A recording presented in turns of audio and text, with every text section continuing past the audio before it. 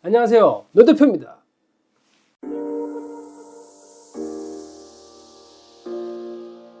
오늘은 신탁부동산 임대차 계약을 체결할 때 주의할 점에 대해서 한번 얘기 드리도록 하겠습니다.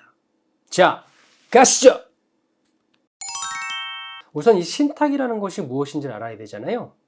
여러분들이 이제 부동산 계약을 하려고 할 때 매매 계약이라든지 임대차 계약을 할 때 등기사항 정보 증명서를 떼어보면 소유주가 신탁이 되어 있는 경우가 있어요. 이 신탁이 무엇이냐면 특정 재산권을 다른 사람에게 일정한 자의 이익과 목적을 위해서 재산권을 관리, 처분하는 것을 말하는 겁니다. 그러니까 쉽게 말하면 내가 실소유주지만 이 소유권을 잠시 다른 사람에게 넘기는 거예요. 그래서 이 사람이 관리를 하는 거죠. 별로 이런 경우가 없을 것 같은데 생각보다 많이 있습니다. 여러 가지 상황으로 인해서 이런 신탁이 된 부동산이 상당히 많습니다. 쉽게 말하면 이 신탁이라는 것은 신뢰할 수 있는 곳에 나의 재산권을 관리부터 처분을 맡기는 거예요. 너무 내가 만약에 빌딩들이 많고 건물들이 많아서 다 관리하기 힘들면 신탁해서 관리 처분을 맡겨버리는 겁니다. 재산이 많으신 분들은 사실 이럴 수 있거든요. 그런데 이 부동산 신탁 등기는 대략적으로 크게 세 가지로 나눌 수 있는데요.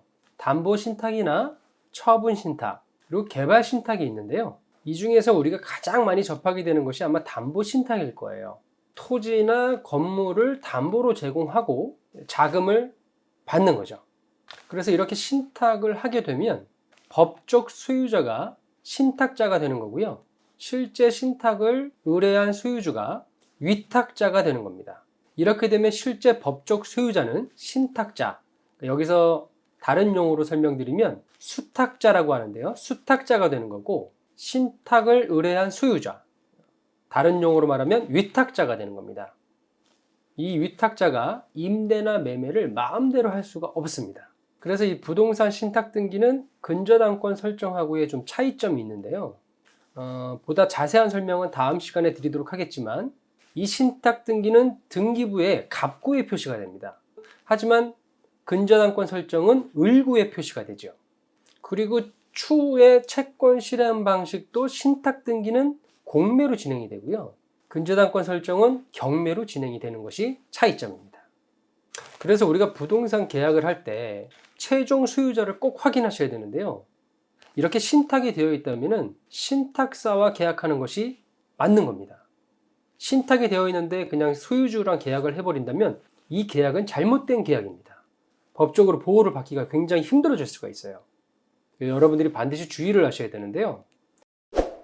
하지만 위탁자, 소유자하고 계약을 할 수도 있는 겁니다. 그럴 때는 반드시 수탁자, 그러니까 신탁자의 동의를 받고 위임한 서류를 꼼꼼히 확인하신 후에 계약을 진행하면 법적인 보호를 받을 수가 있습니다.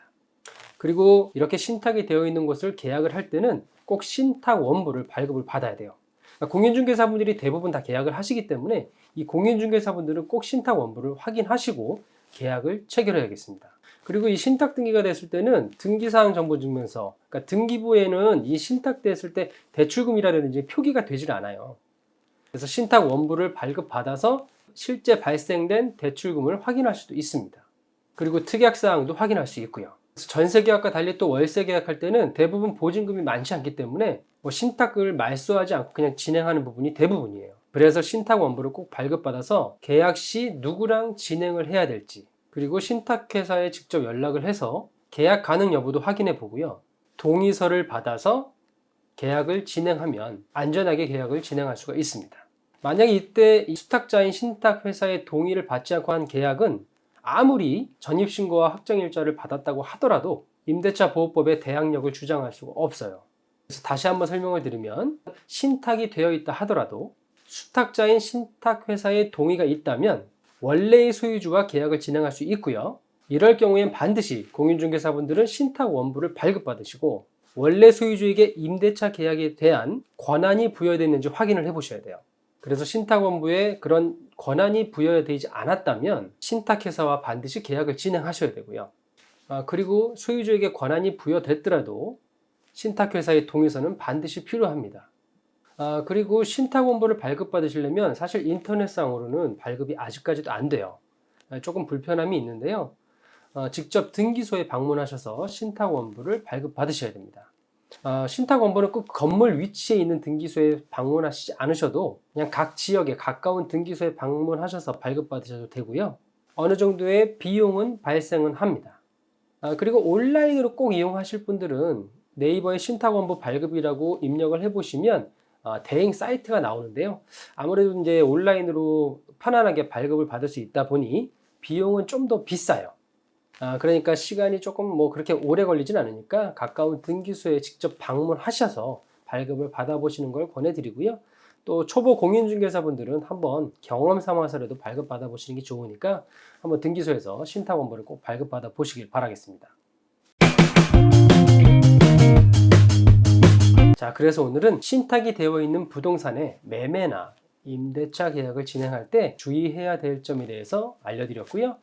이 부분은 굉장히 놓칠 수 있는 부분이니까 공인중개사분들이나 또는 뭐 부동산 계약을 진행하시는 분들은 반드시 꼭 체크를 하시고 계약을 진행하셔야 됩니다.